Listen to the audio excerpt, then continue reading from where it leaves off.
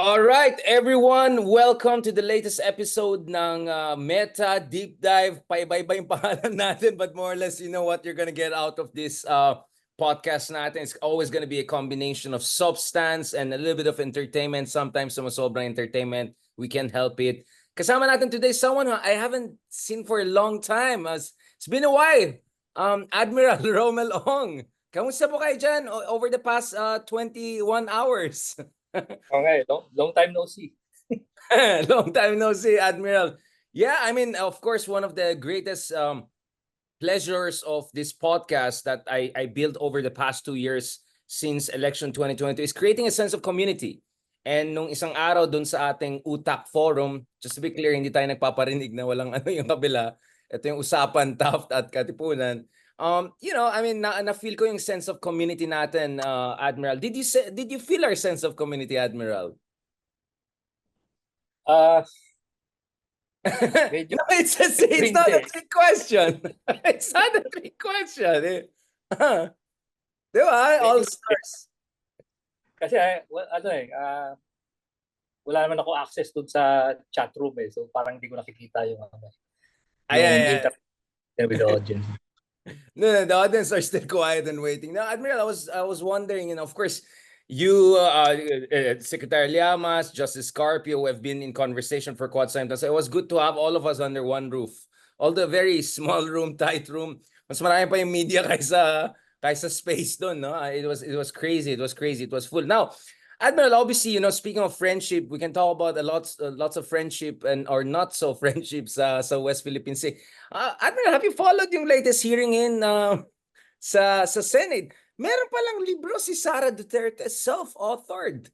Hindi ko alam kung dumaan sa peer review to. Isang Kaibigan ang title yata. Yung mga balawurang tao, ginawa nilang Isang Kaibigan. Tapos yung parrot, Kibuloy, sabi na, kaibigan ni Kibuloy, sabi nung kabilang owl, kaibigan niya ng China. Meron bang version, yung gagastos ka sa 11 days ng ganang, grabe talaga. Guys, don't be like that. Admiral, speaking of friendship, wait lang, hindi ba strange for Duterte, especially Sara, Sara Duterte to talk about friendship? I mean, have you heard something about this, Admiral? Na may libro siyang ganyan. Medyo off yung situation. To say the least, no? To say the least. Parang ang bilis pala maging best-selling author. Kailangan mo lang mag-DepEd pala. Mag-DepEd secretary ka. Pwede na tayong lahat mag-best-selling author. Kalahin mo yung budget daw, 10 million pesos. Sarap buhay talaga. Author na ngayon, author. Justice, na naman tayo, Justice Carpio, matatanggal talaga. Kailangan nakataas for once now. Basta kaibigan tayo. Kaibigan ako ni Justice Carpio, kaibigan ako ni Admiral Ong. Admiral, ito.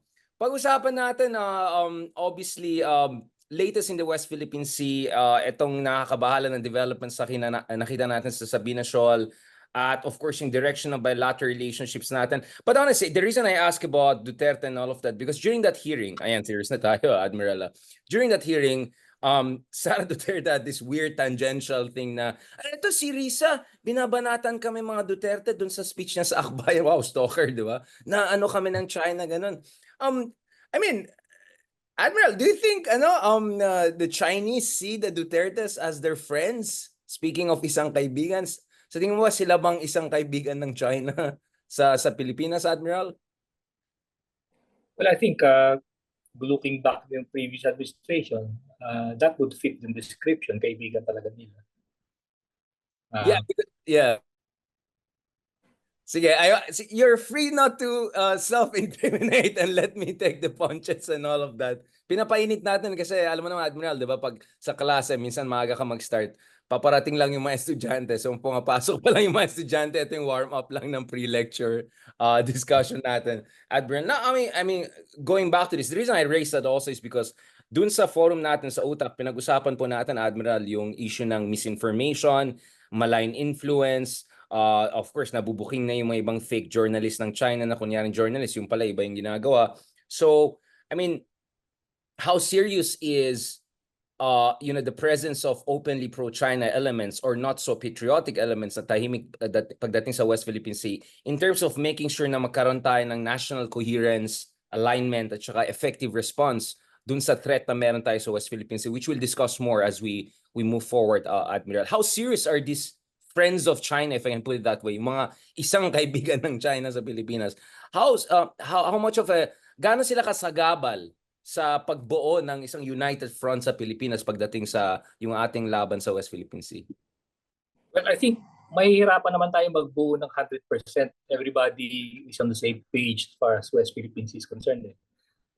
Number one, by the nature of the peace, yung politics natin, talaga namang watak-watak tayo. May kanya-kanyang partido yun. May kanya-kanyang interest. So if we aspire for yung 100% unified position on the, say, West Philippine Sea, medyo malabo yun. Pero at least we have, I think, 90 or 91% based on yung previous surveys na we had. So I think that's already good na as far as we're concerned. Now, hindi rin natin maiiwasan na these political actors within our community, magagamit yan ng ating katunggali, yung China. It may be, the relationship might be ideological. Sabi nga ni Secretary Llamas, it could be transactional or it could be purely a personal personal view ng tao na naniniwala siya na tama yung kanyang pananaw sa buhay. So that's a matter of personal opinion. Hindi mo pwedeng tanggalin sa kanya. So we have to live with it na divided yung country. Ang ano na lang dito yung metrics natin is how divided are we. So if it's a 91%, 9% yung labanan natin, I think we can be comfortable with that percentage. Yeah, I mean, just to be clear, of course, Admiral, no one is talking about like North Korea style unison of view, di ba? I mean, what we're talking about is yung minimum, yung acceptables. Kasi, for instance, sa US, Admiral, the Democrats and Republicans disagree on so many things. But at least in terms of the facts of anong kailangan ng US pagdating sa kanyang national interest, making sure na walang interference, sa kanilang elections, ganun. There's a great degree. Hindi ko na lang pag-usapan si Trump, pero there's a great degree of, let's just call it, bipartisan consensus. Yeah. Diba? Ang labanan lang naman dyan yung tactics Siyempre, Democrats want to go multilateralist, the Republicans want to go more unilateralist, but at the end of the day, for instance, tanggap nila yung China yung number one threat sa kanilang global leadership or hegemony, whatever you want to call it. So, ang siguro ang pinag-usapan natin dito is not now. I mean, obviously, in any democracy, there's a plurality of views. But in terms of yung agreement on the basic facts of the matter, I think Justice Carpio kept on mentioning that. But dapat align tayo at least dun sa basic facts, including, siguro naman, gusto natin labanan yung bullying sa West Philippines, di ba? So I think that's the context. So how is malign influence different from legitimate, pluralistic, democratic discourse or debate or even disagreement? Well, dito na tayo papasok sa yung larangan ng foreign interference or foreign malign influence, which you mentioned. That means they will, let's say for example, China will employ political actors, domestic political actors, as first nila for spreading yung, number one, yung narrative nila. Pangalawa is, which is I think we should be worried about, is yung potential disruption niya during our 2025 elections.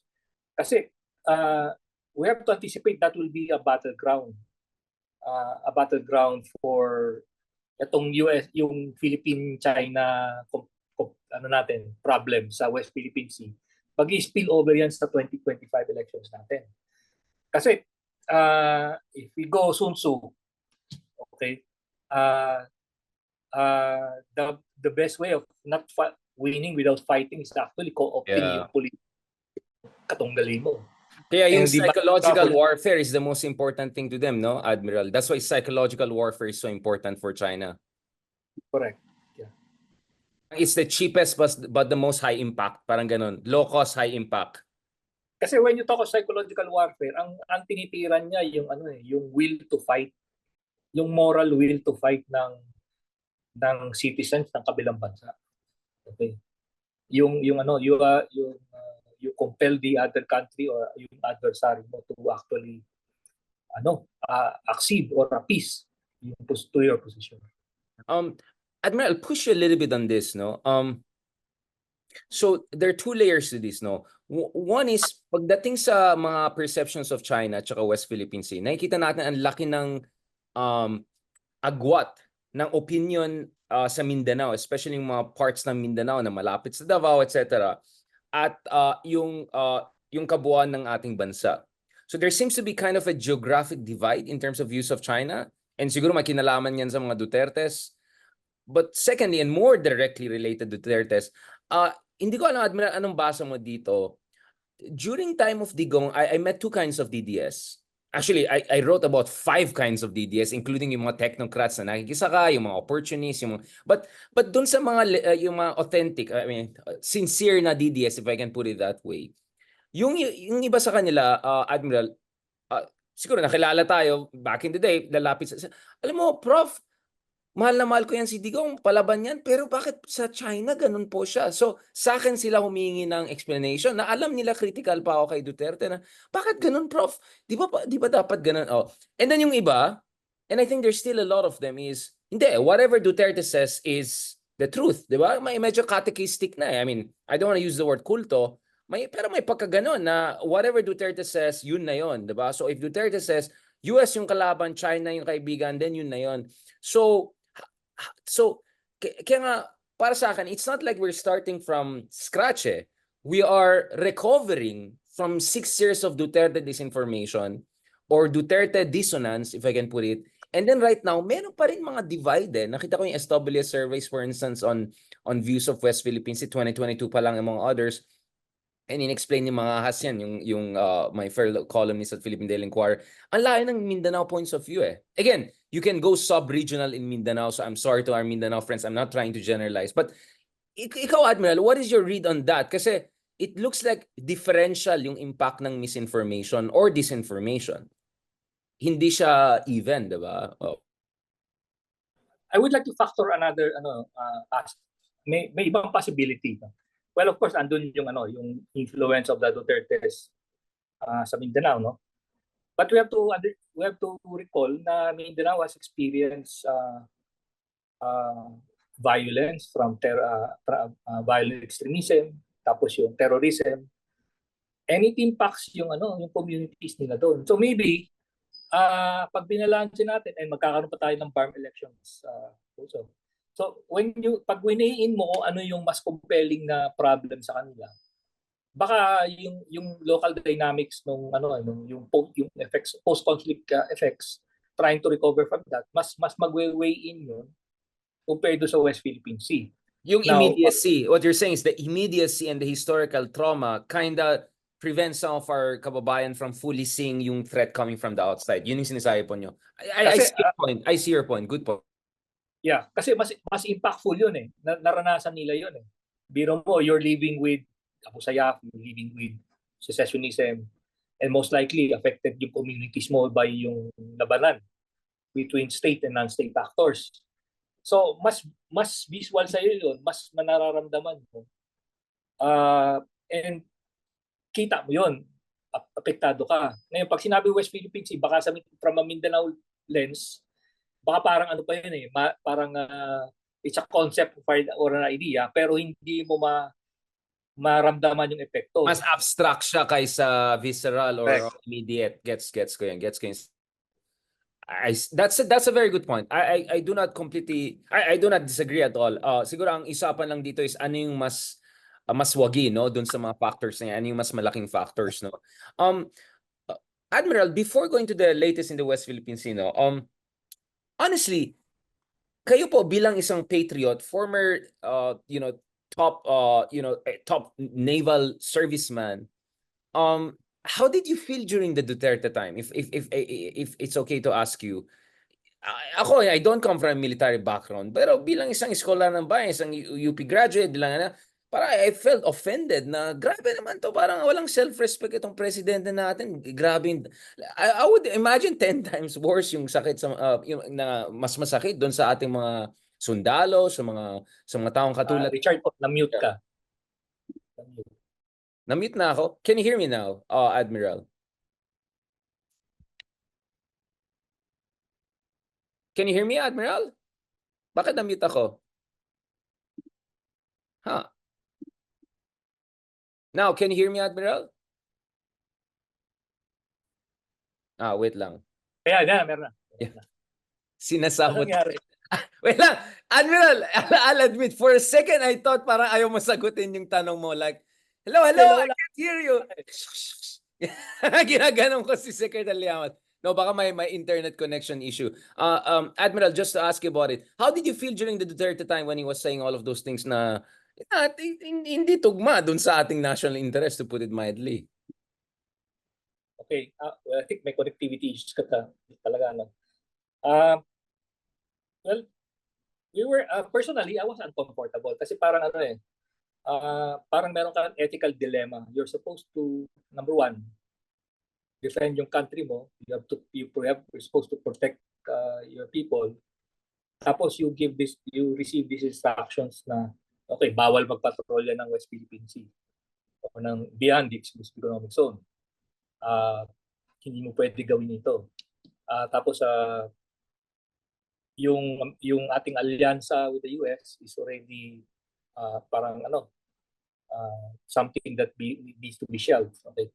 So iba yung iba yung dynamic sa Navy kasi with the rest of the armed forces. Kasi the rest of the armed forces naman was focused on counterinsurgency.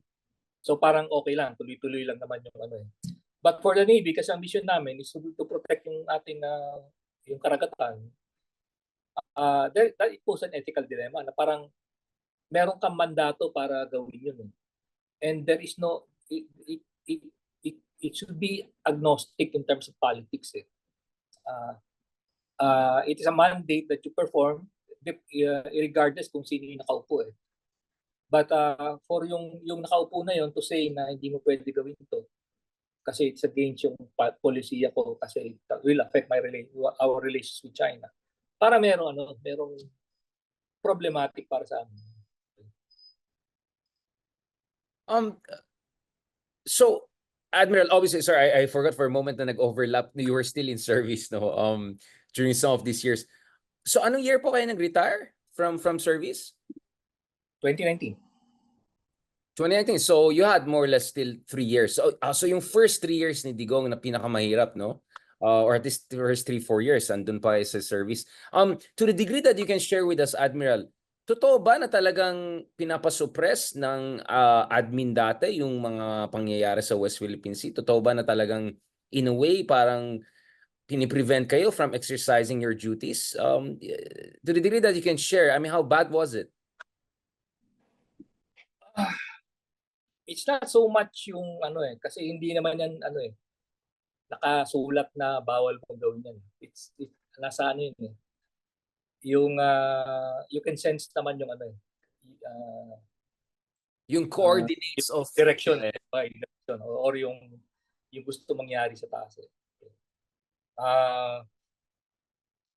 There are things that we can perform, but there are things na hindi mo pwede gawin.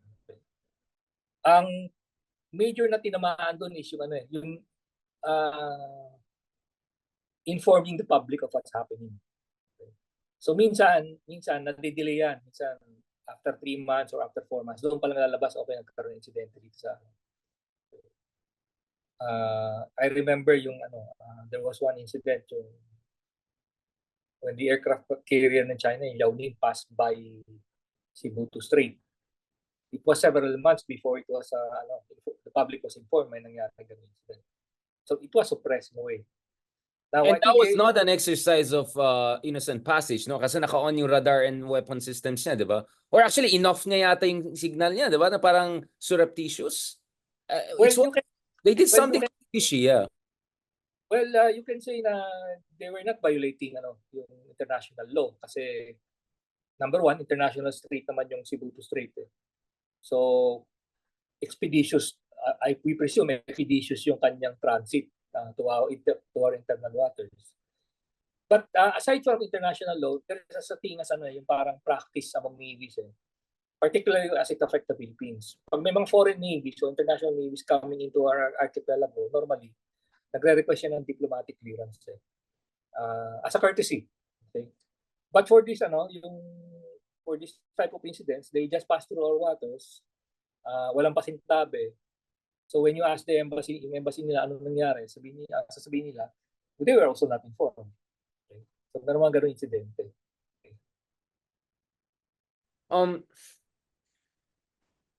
So that's why Transparency Initiative is very important, no?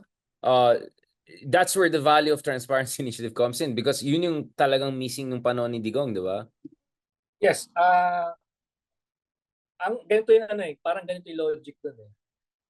Kung hindi tayo maingay noong time na yun, ang theory doon is hindi ka maingay, then hindi you can do other things within the West Philippine Sea na hindi mag-create ng violent reaction from the Chinese. Okay? So yun yung theory nung nung sinusuppress mo yung information na yun. But the thing is, hindi naman natigil yung coercive activities nila sa West Philippine Sea. Tuloy-tuloy lang yun. So yung konsepto na kung tahimik ka, hindi rin sila gagalaw at hindi rin sila maghaharas ng ating mga mamamayan, hindi rin naman nangyari yun. And it creates a parang safe space sa kanila which nararamdaman na natin yung epekto. Kasi we created a safe space para mag-expand sila to our exclusive economic zone. Ngayon, kino-confront natin, nandiyan na sila.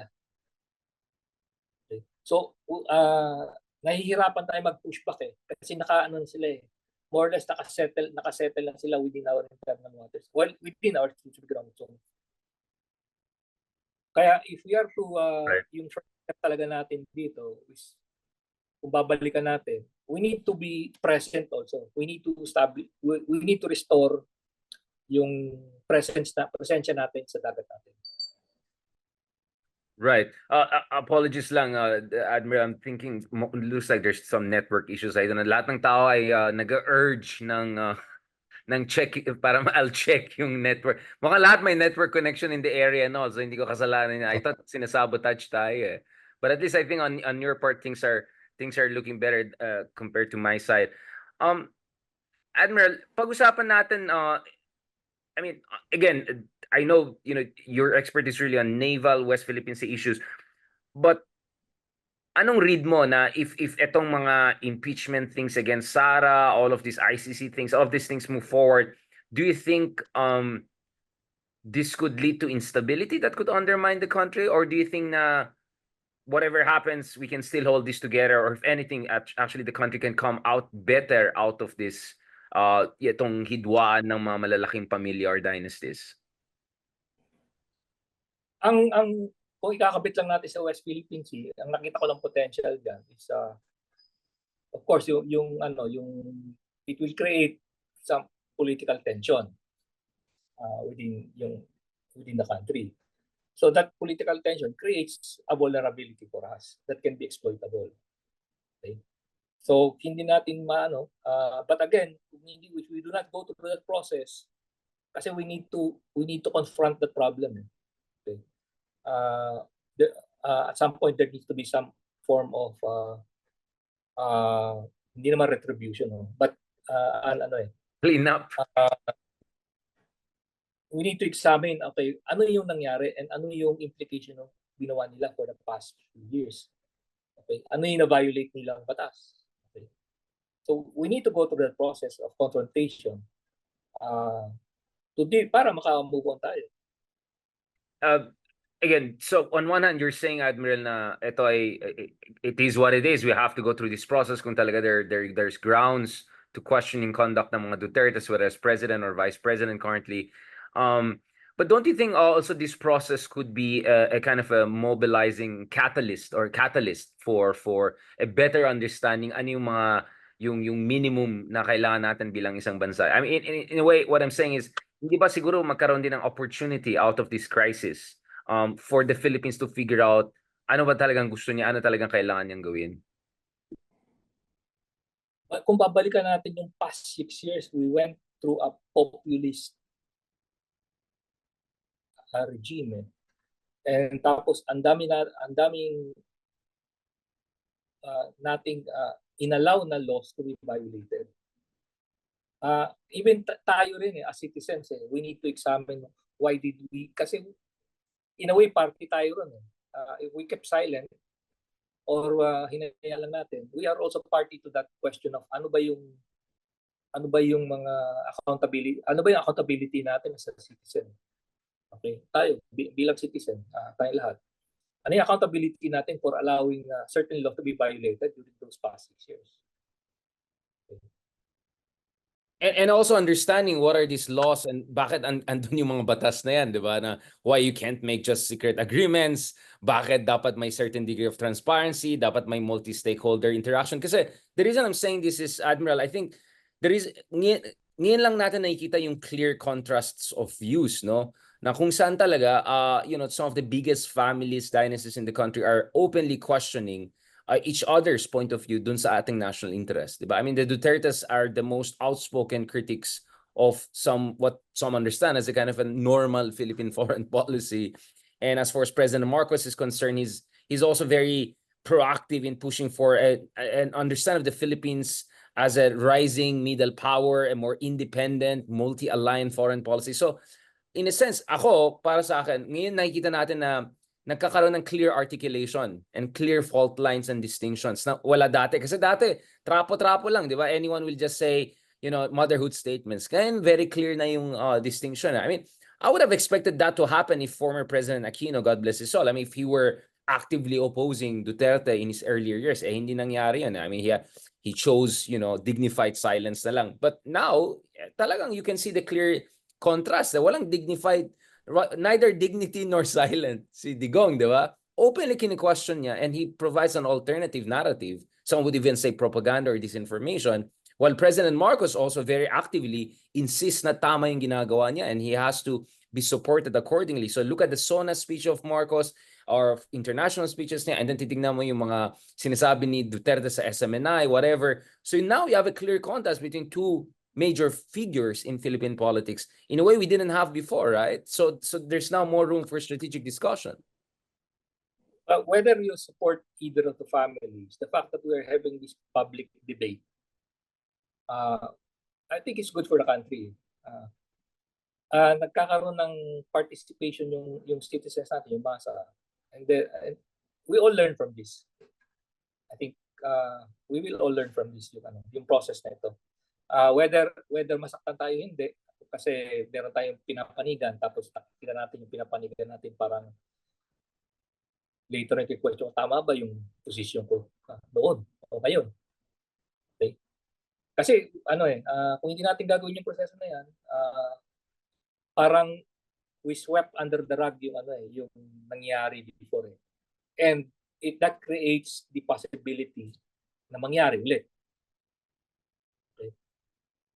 Kasi sa ibang bansa, di ba, Admiral, what happened is they had wars or they have clear and present danger, whether this is South Korea, North Korea, Taiwan, China. I can go on and on, di ba? Tayo kasi, because of our geography, yes, there was the World War II and all, pero we always had a degree of insulation from direct military threat or occupation, di ba? In ways that many of our neighbors never had. So in that sense, strategic culture sigurang din ang issue dito. No? We never developed a kind of a sophisticated strategic culture because there was always the US and also the vast waters and oceans to protect us. Well, yung geography natin created a certain level of complacency on our part. As you are correct, we never developed the strategic culture kasi we were never in a situation as a community, as a nation, na parang under threat tayo. Yung existence natin can be mawala lang in just a matter of hours or days. So we never had that fear. Okay? We never had that fear na pwede tayong tamaan anytime. So because of that complacency, mahaba yung PC natin. Kung napapansin mo, mahaba yung PC natin. Even if dihado na tayo, for example, balik natin yung discussion ng West Philippine Sea. Dihado na tayo sa dagat, and mahaba pa rin yung PC natin. So, in what ways do you think we're moving in the right direction, Admiral? I mean, of course, we're having our own little conversations here. We have our OTAC forum, all of these things. But in what ways pwede pa tayo tumulong lalo, Admiral, pagdating sa development of that strategic culture? Gaano kalaking role ng public thinkers, influencers for that matter, and journalists in that matter? Well, I think yung ginagawa mo, Richard, is the correct trajectory for this discussion. Let open up to public discourse. Tapos, of course, when we communicate, make it, kumbaga, maintindihan ng masa, maintindihan ng tao yung issues. Okay? Binababa natin yung level of discourse para para makahabol lahat. Okay. Kasi I think if I recall, one of the questions nung media, nung forum natin nung isang araw was yung discussion natin ng West Philippine Sea is not a bread and butter issue. Hindi siya gut level issue. But I think what we responded to that and say, hindi, ganito yan eh. It's a bread and butter issue if you look at it from this perspective of certain aspects of human security na tinatamahan. Okay? So again, when this forum provides us the venue to elucidate or to explain better yung nuances ng problem, as opposed to yung parang abstract concept siya, hindi magets ng hindi magets ng ating mga mamamayan kasi parang hindi naman nila kino-confront yun on a daily basis. I mean, obviously, unavoidable, Admiral, na medyo magkakaroon ng konting abstract strategic thinking. It's just part of the business. Pero siguro yung challenge dito is communicating, no? Public communications in ways na, makikita ng tao talaga na may bread and butter implication ito in this sense. In this case, isda, di ba? Hindi lang apektado yung ating mga isda, apektado yung food security natin, apektado din of course yung energy security natin dahil hindi natin ma-develop yung reed bank for instance. I mean, imagine kung wala yung bullying ng China, matagal na sana natin na-develop yung reed bank, di ba? Di sana mas mura ngayon ang electricity, di sana mas murang lahat, di ba? So may inflationary impact yan. So yun ang problema, hindi na-discuss na mabuti at yun din ang sinabi ko, Admiral, dun sa forum natin na hindi rin pinag-usapan ng mabuti ano yung cost ng ginagawa ng China. Ilan daan milyon ang nawawala sa atin, ilang billion dollars bawat taon nawawala sa atin dahil sa illegal fishing ng China. Ilan billion na nawawala sa atin dahil hindi natin ma-develop yung reed bank, oil and gas resources, not to mention yung mga ibang areas. So I think kulang tayo sa communications and framing at naintindihan ko, syempre busy tayo sa international law, sa military affairs, AFP modernization. Pero I think hindi natin dapat take for granted, no? Speaking of complacency, totoo na 90+% ng Filipino ay gusto nila mas malakas yung ating stance, proactive stance natin sa West Philippines. But we shouldn't take it for granted, right? Even that 90% could dissipate over time if we don't do our job. Correct. Okay. When you mention also yung strategic culture, meron din tayong yung that great divide na nakita ko that we need to address. It's that yung stovepipe of national security and yung understanding yung economics natin. Kasi those two cultures sa ating bureaucracy, hindi nag-uusap yan eh. Okay? So I think we need to look for that nexus wherein national security concerns and yung economic concerns natin nag-uusap para they sort of feed off each other. Okay? Guys, example yung yung sa reed bank, yung energy security issue doon because we need the replacement for Malampaya. Hindi masyadong nahihima yun. Okay? Kasi hindi naman normally sa security service, hindi naman talaga hinihimay yung issues of economics unless magkaroon ng opportunity to interact with other members of the bureaucracy that is focused on economy. So yun yung kailangan ding makita kung sa bureaucracy natin may pagkukulang, ina-address natin yun. Dapat ibaba rin natin yung diskurso sa publiko para makita rin nila yung nexus of security tsaka yung kanilang economic well-being. So yun yung nakikita ko rin. Pwedeng pag-usapan in future if there are opportunities or other forums na pwedeng pag-usapan. Absolutely. Ang dami pa natin pag-usapan in the context of West Philippines. Kaya dun sa susunod na episodes, gusto natin makuha ng mga economists, mga mangingisda, civil society, Catholic Church. So, malawak na issue ito, no? Admiral, I completely agree with you. Isingit ko lang ito. Syempre ngayon may budget hearing, budget deliberation kaya lumabas itong 10 million pesos isang kaibigan project ni Madam and all of that. To what degree is budget an issue pagdating sa defense of West Philippine Sea? To what degree is corruption still a concern in terms of preventing us from developing yung ating kakayahan pagdating sa pagdepensa ng ating karagatan, ating teritorya at soberenya? Anong base ni dyan, Admiral? How serious are those problems in terms of undermining yung ating national interest or yung position natin to protect our national interest? Okay. When you talk of the budget, siyempre you want to be optimal in your yung resources, no? Gusto mo makuha mo 'yan. But you have to be also a responsible bureaucrat kumbaga. Naintindihan naman natin that yung piece of the pie, there are also competing and equally important concerns na kailangan din tugunan ng gobyerno. Okay? For example, education, health. Okay? Naintindihan na natin yun. So, naintindihan din natin na ang kaya lang ng gobyerno is yung itong piece of the pie, ng pizza pie, that goes to the defense or sa military at saka sa other security services. Now, ang question, we always believe that the foundation of a robust military capability is a very robust economy. So babalik tayo dun sa kailangan natin palakasin yung ating ekonomiya para magkaroon tayo ng resources para tama lang yung pagkakadepensa natin sa ating bansa. Okay? So chicken and egg yan eh. Ano yung unahin mo?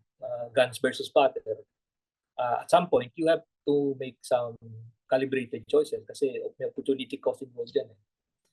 Corruption, ang nakita ko kasi bago ako umalis ng service, and at some point I did my duty as member of the Bids and Award Committee sa headquarters. Nakita ko naman yung sistema very open and maraming check and balances to ensure that no corruption can seep in. I'm not saying na 100% wala, but I'm saying na as far as I'm concerned, ang nakita ko, the mechanisms in place were designed to prevent corruption. Is this the result of the reforms during General Bautista, the whole Bayanihan, the Aquino administration? Because I know there was some efforts to further professionalize and tighten things up. It was an incremental evolution of reforms that came in during the time of President Cory, moving forward, even up to the time of President Pinoy. So dahan-dahan yun that it was adopted. I mentioned about the Bids and Award Committee. So yung Bids and Award na yun sa Department of National Defense, it's open to meron andun yung COA eh, andun yung Commission on Audit, may representative doon. May representative din yung civil society. They can come in anytime and sit. They are actually invited to sit in those meetings, no? Para nakikita nila yung paano yung usapan doon. So may transparency, multi-stakeholder participation. Yes. May transparency siya. Okay. Of course, merong problema minsan sa bidding, but it's more of a technical issue rather than yung corruption issue. A technical issue that merong failed bids. Okay. You mean procurement laws, yung mga ganun? Procurement laws, for instance? Pag pumasok ng batas natin, it has impact on the Kaya minsan, nadi-delay yung proseso ng acquisition. It's not as fast as we want, but that's the trade-off we agreed on just to make sure na at least we address the issue of corruption doon sa process. Okay, not perfect, but incremental improvement. So that hindi ibig sabihin yan hopeless case. I mean, you always hear this rhetoric, especially from some in the opposition, na Philippines is hopelessly corrupt, whatever. It's like, have you been around the world? Have you seen corruption scandals in Bangladesh, Malaysia, even some mga developed countries or more developed countries? We see all sorts of different corruption scandals. The Philippines is not singularly exceptionally corrupt. There is corruption. It's serious, but it, unti-unti inaayos din natin yan, and hopefully we move more in the right direction. Kanina lang kausap ko doon sa isang show ko naman si Dindo Manhid, no, and we're talking about how to make Philippines more investment friendly, the risking, yung mga ganyan. So I think sometimes we don't give ourselves enough credit, no, including doon sa AFP modernization. We have come a long way over the past 10 years, no, Admiral, in terms of modernizing our naval assets and even Air Force for that matter? Okay, sa modernization naman, you must remember although I never saw the list of yung Horizon program. It was Yung I believe third it was Horizon na ginawang 10 years, yung third phase ng Horizon. Yung Horizon list is actually, I believe, combination ng yung remnants of the projects ng Horizon 2 na hindi natapos, hindi na complete. Then yung Horizon 3 itself, pinag-merge yun. Then nag-review ulit sila kung ano yung i-maintain lang, tapos ano na yung hindi na itutuloy. Okay? That's the Horizon. So basically, it's it's based on yung modernization plan or program, yung revised AFP modernization plan that we had several years ago. Ang nakikita ko lang dito concern is yung agility natin, yung sense of agility natin to address new threats, okay? And yung agility natin in terms of adapting new technology. Kasi ang perennial worry natin, if you are planning, yung defense planner, is baka yung binibili mo ngayong equipment, by the time that you get it 5 years, 6 years down the road, obsolete na. Obsolete na siya. Tapos, there are overtake ng technological innovations and new military technology, or it can be an innovation in war fighting that came about that actually debunks the need for that technology. Okay? So, pwedeng mangyari yun. And that is yung fear mo as a defense planner. Baka hindi na fit yung i-acquire mong gamit by the time that you receive it. Kunyari, you're developing a certain aircraft and then new drones come that are very effective against large aircraft. So sinayang mo lang buhay mo. Diba? Parang sinayang mo. For example, let's take case ng Ukraine-Russian conflict. And I've given this lecture many times. Parang tingnan nyo yung Ukraine. It has no navy. It's nothing non-existent, but it has a Ukraine navy. And it was able to more or less defeat yung Russian Black Sea Fleet without using any ships. Okay? What did they use? Drones. Okay, so nakita natin yung advent of drone technology has an asymmetric capability. Kumbaga parang na-debunk niya yung the use of large ships for naval operations. Ano ba yung unang pinalubog nila, yung flagship ng Black Sea Fleet, yung Moskva. Okay? And that created a lot of moral problems for the Russian Navy. And we saw earlier also with Saudi Arabia and Yemen, no? They have all these fancy toys and bugbog saradong both Emiratis and Saudis. Although I know that their criticism is baka incompetent lang yung mga armed forces na yan. But I think even there we saw the limitations of modern even Western technology. Forget about Russian technology. Yeah. I think it's a good segue dito sa West Philippine Sea. Pero last isisingit ko lang talagang hindi naman kita pinapahamak, Admiral, but do you think there could be a threat of, I don't know, do you think China has an interest in feeding into or fueling mini civil war, let's say, if ever things really get out of control with the Dutertes? Let's say papunta sa arrest ng mga Dutertes, ma-impeach si Sara, yung mga ganon. Imagine the worst case scenario in terms of like the ultimate outcome of what's happening right now. If all of these factors that are coming together, Quadcom investigation, a potential ICC warrants of arrest, if all of these things come together, and then the Dutertes go bazooka or berserk, you think China will have an interest in sowing trouble in southern Philippines to bog us down in the same way that Malaysia? I mean, the reason I'm saying this is because Malaysia did that to us for decade after decade after decade, because they were scared na if we're strong and not divided, then we'll be a threat to them in Sabah, diba? And compared to Malaysia, China has so many vectors of influence that Malaysia never had, especially back in the 70s or 80s. Okay, your concern has merit. So I go back to yung I read something about yung tinatawag nating red theory of victory. Okay. Yung red theory of victory has two components. The first one is fits your question mo. Ang red theory of victory component is if I can divide my enemy para mag-away-away sila, that's already a win for me.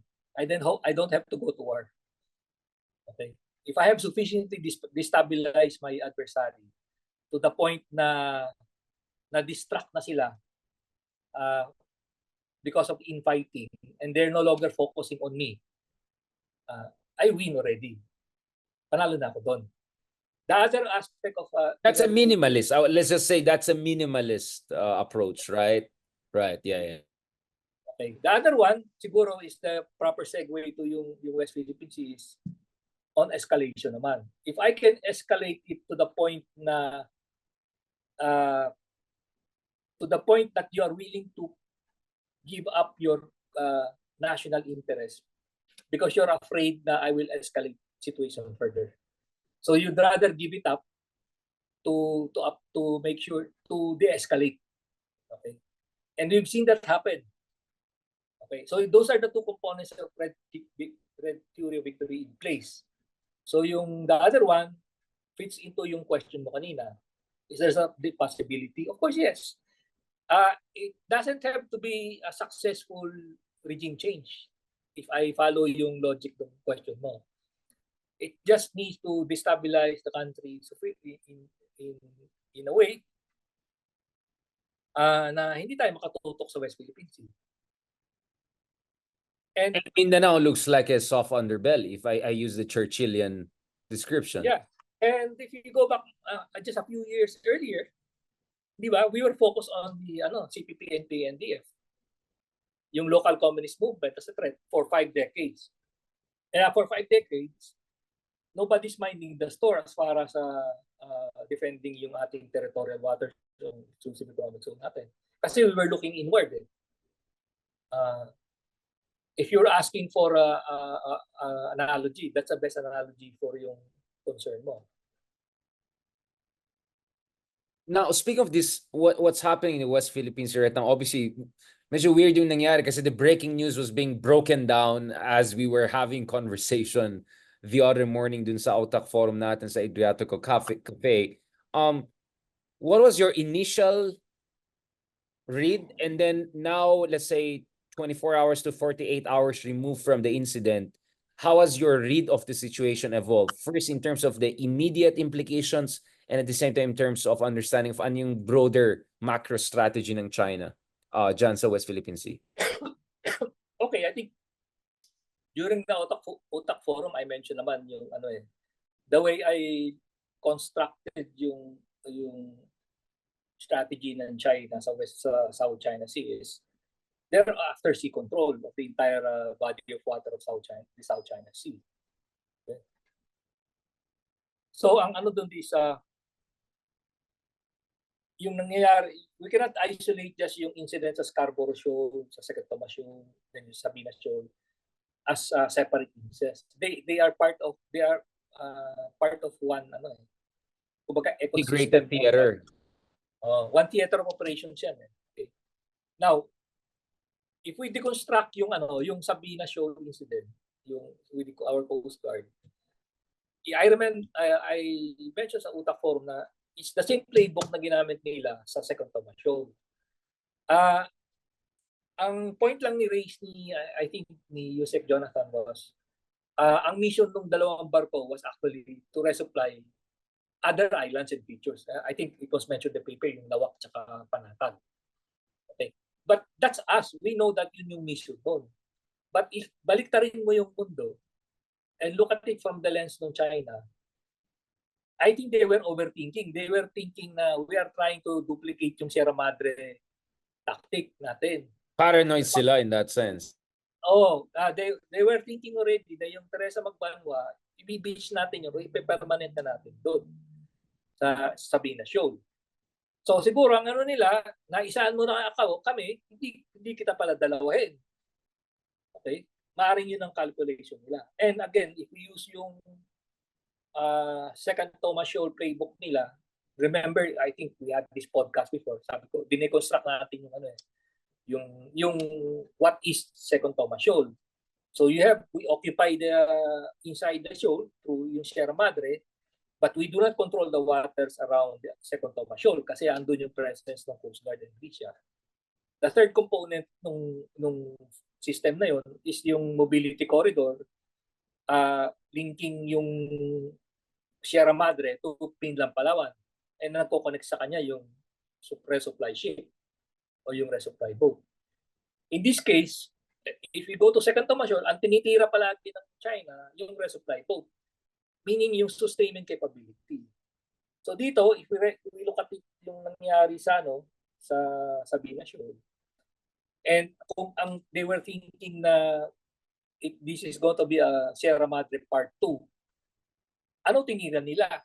Yung dalawang Coast Guard ship that are operating as resupply vessels. Okay. So ang tingin nila ngayon, Coast Guard is kind of joining Navy in helping, fortifying our military presence on the ground. Parang ganun yung basa nila. Yung basa mo sa nila. I think they were mirror imaging they were trying to project their own what they would have done in our place. Kaya talagang niram nila yung dalawang Coast Guard vessels. Now, kung na-pin down nila yon, babalik hindi natin magagamit yon kasi those vessels need to go on repair.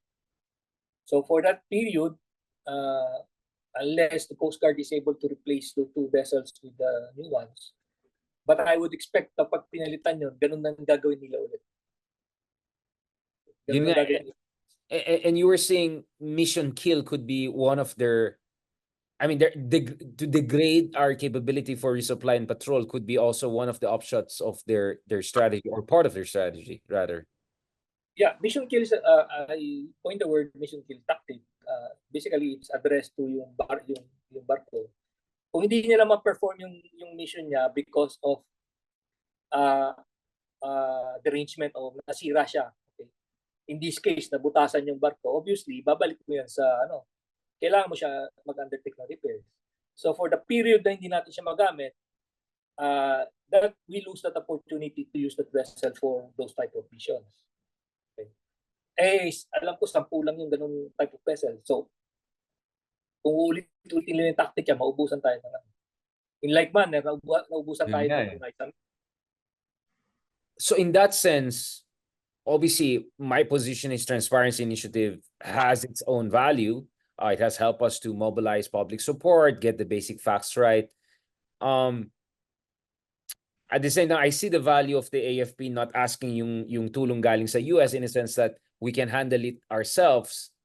But if the current trend lines continue and your mission kill hypothesis reaches the next logical conclusion, then medyo alanganin tayo, no, Admiral? What kind of adjustments or upscaling we may need in the coming months para siguraduhin natin na ma-maintain at preserve natin yung position natin on the ground? We have 8 features to protect at least?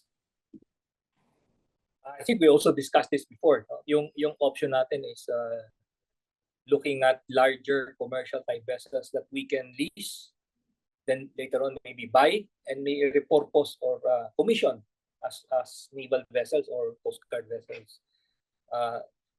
Kasi yung labanan dito, palakihan ng barko kung makikita mo. Ang nadadali sa atin yung ating mga maliliit na barko they're not equipped for yung 44 meters pa yung mga tinamaan. Were they 44? 44 meters yun And you actually need those 44 meters kasi sila yung nakakapasok sa loob ng shoal. Okay? Kasi medyo mababaw. There are portions mababaw. Tsaka mas mabilis sila. So, merong utility kung bakit ganun type of vessels ang ginagamit natin. But of course, it lends itself to certain vulnerabilities. Kagaya nga dinikitan sila, niram sila ng mas malaking Coast Guard vessels. Obviously, yung impact will create that yung damage na nakita natin sa dalawang barko.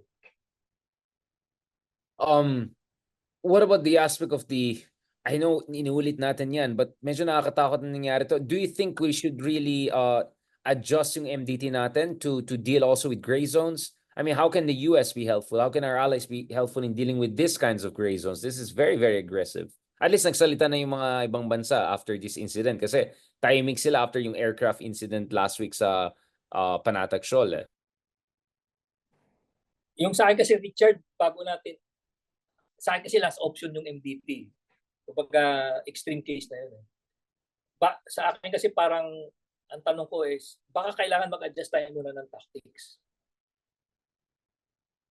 Mag-adjust muna tayo ng tactics bago tayo mag-call for call a friend. Okay.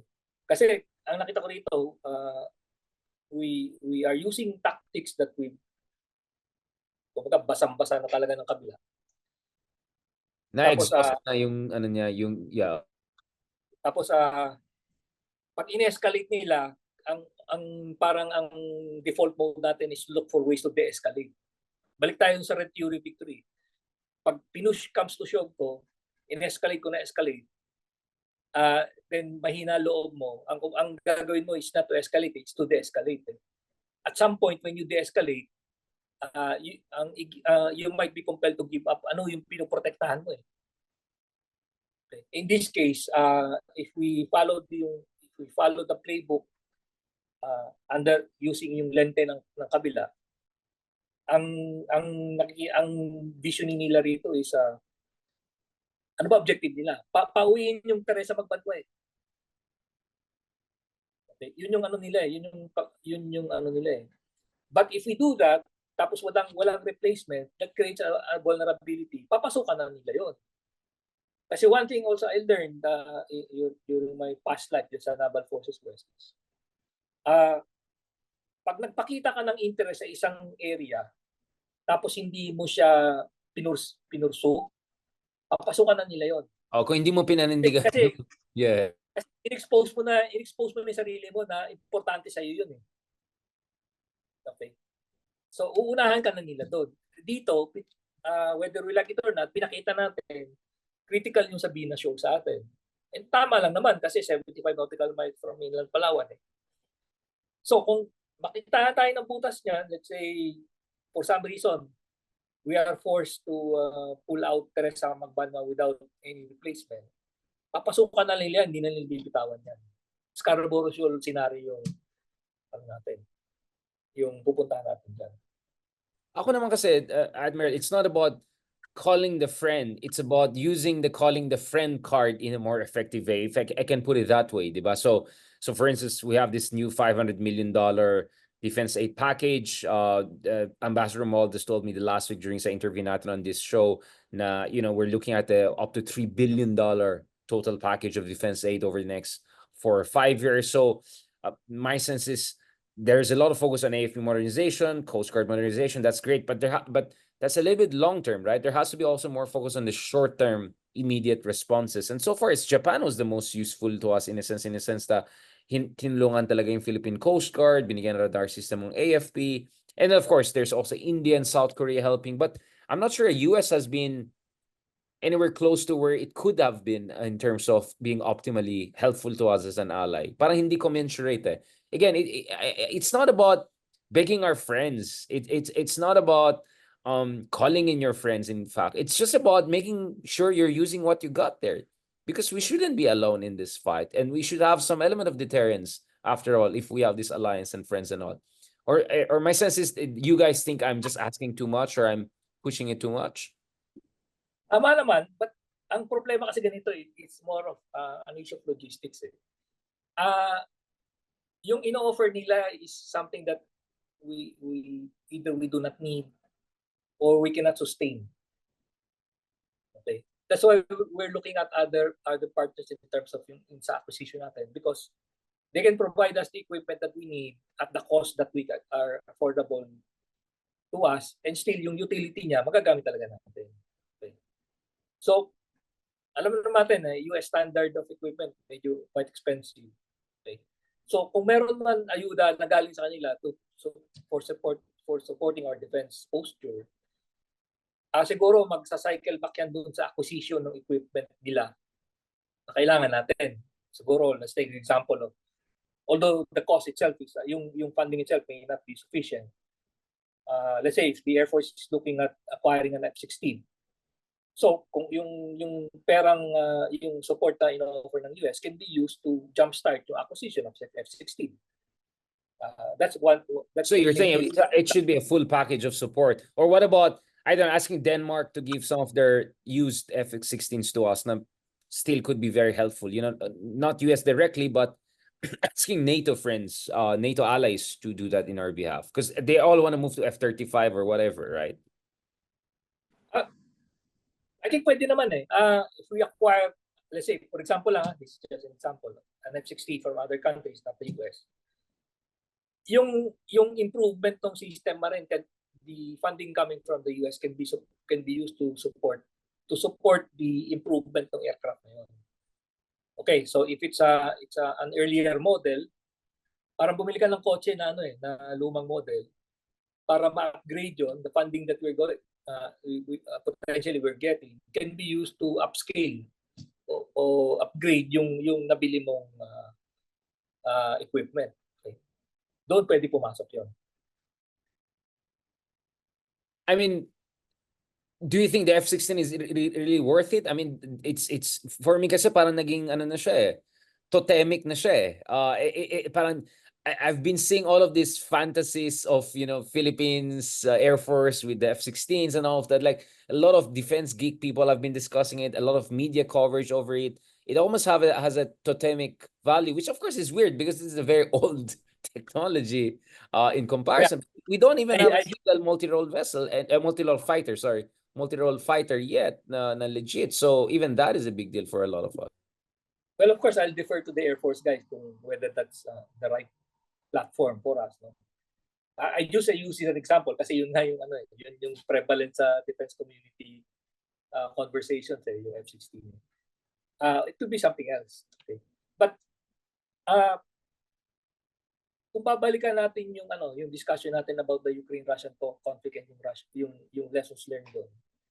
Well, to make a distinction between the platform and the platform as a delivery system at saka yung munition itself, yung weapon itself. Okay? Ang beauty ng drone kasi, it's both the delivery platform, the delivery system, at siya na rin yung munition mo. Okay? When you take the example of yung F-16, the F-16 is a platform. That's your delivery system. But yung munition mo is yung payload niya ng missiles na nakakabit doon. So that means, kung from a perspective of cost, you're buying two systems na nakabury. The delivery platform, which is the aircraft, and the munitions, which is the missile. Okay?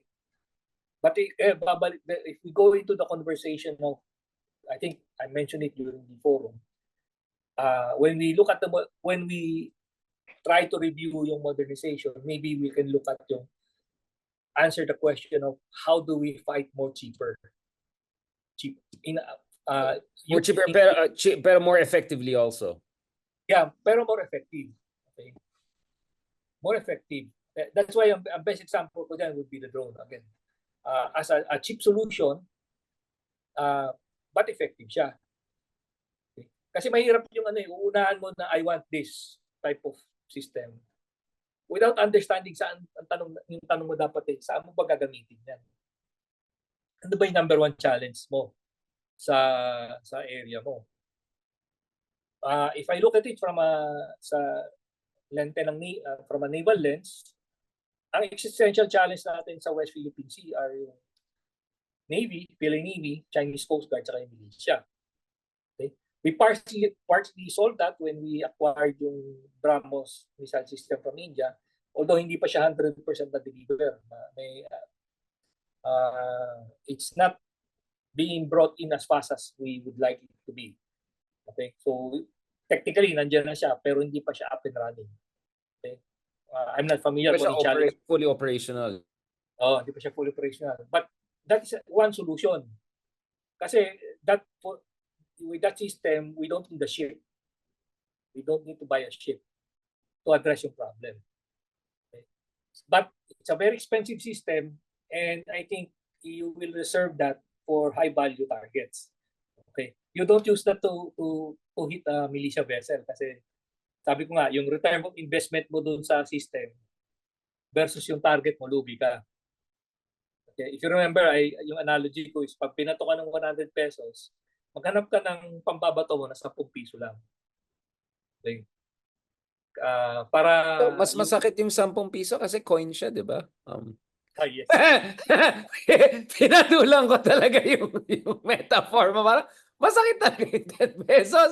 Kasi 100 pesos papel lang eh. Ikaw naman, Admiral.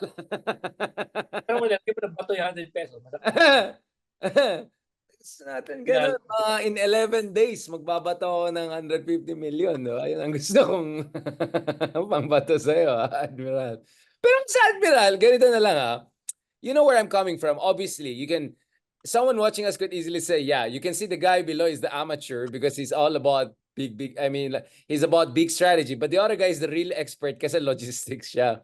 But the reason why I think I'm a bit justified pa rin, nevertheless, because I'll defer to you on logistical questions, is because, Admiral, I think there should be some element of symbolism of modernization, a performativity, because as critical as I am of populist performativity and all of that, because kulang tayo sa self-confidence, di ba? I mean, I've met many Filipinos who don't even know na meron na tayong modern warships. I mean, relatively modern, yung mga nakuha natin sa Korea, di ba? I wrote some of them in Philippine Navy, yung BRP Rizal, among other things. Medyo legit. These are pretty good stuff, di ba? With good electronics, missile systems, radar systems, not there, but good enough for me. So I think you need some of this flashy stuff, if I can put it, no, to just create this kind of a mindset na mahalaga yung national defense, mahalaga yung self-reliance. And going back to what you were saying, hindi dapat parati umasa tayo sa US guns or other guns, that we can also develop a decent version of our own. The second aspect to this, Admiral, and I push back slightly here, is I get all your point about good luck naman, parang bumili ka ng Lamborghini, wala kang parking. But minsan, pag bumili ka ng Lamborghini, maganahan ka maghanap din ng parking. Ang dami kong kilalang tao, bumili ng kotse, tapos doon pa lang, kumukuha ng lisensya. Kasi sayang, di ko magamit ang kotse ko. Excited na ako. Di tuloy bigla nag-aaral na ng nag-aaral na kasi tinatamad mag driving school. So, sometimes, you could put the cart before the horse and it might work, right? So I don't know, maybe I'm sounding ridiculous, Admiral, but ako kasi I'm active on social media. I deal with people, I deal with politics, public relations. Sa tingin ko medyo kulang talaga tayo ng that kind of pizzazz, that kind of vibes of self-confidence. That's why I keep on talking about F-16s. I know it sounds amateurish na ganun, but I see the value. I see the value. It has this kind of a rallying effect. I mean, why would even BBM go to the FA-50 and do all of that vlog and all of that? Because he also realizes there's a value to strengthening yung confidence ng ating kababayan sa Armed Forces of the Philippines and our upward trajectory in how we have to move. Kasi rallying effect din yan, di ba? Am I being out of my depths here, Admiral? Do you think I'm blabbering here, bloviating? Okay, siguro ang malapit-lapit doon sa sinasabi mo is what I would deem to be yung high-low fleet. Okay? High-low fleet is a mix of yung high-end vessels, very expensive, has the bells and whistles na gusto mo. The low one is the low-end type. These are yung pang-araw-araw mong okay? Pang-araw-araw mo. So if you have enough money and you buy cars, so meron ka Lamborghini, pero meron ka rin Toyota. Yun yung everyday mo. Tapos yung Lamborghini, labas mo lang mo. pag may gawin kang special. Oo, pero yung Toyota mo, marami yun.